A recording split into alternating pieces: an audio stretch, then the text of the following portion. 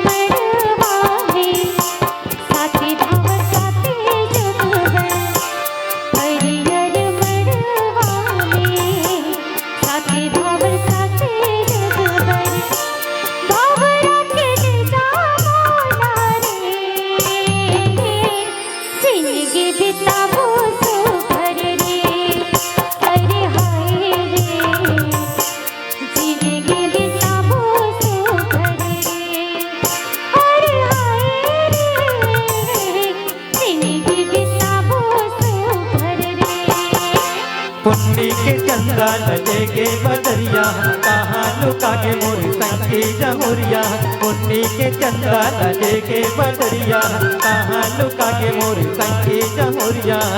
मोर मन भोरा लतर सारे तुर तुर कमर पिया बाय मोर मन भोरा लतर सारे तुर तुर कमर पिया बाय। बागे बगीचा बाबा नारिया के माया के बगिया बाबा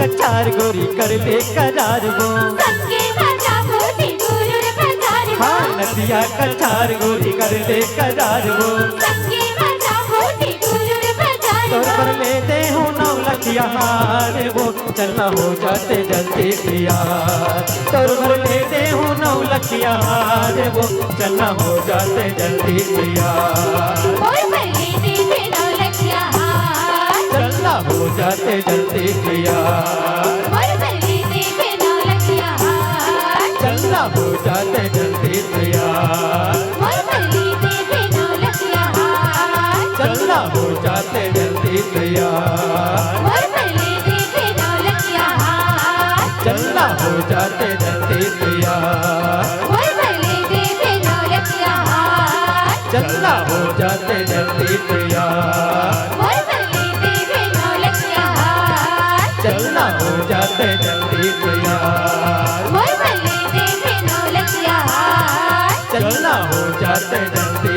तैयार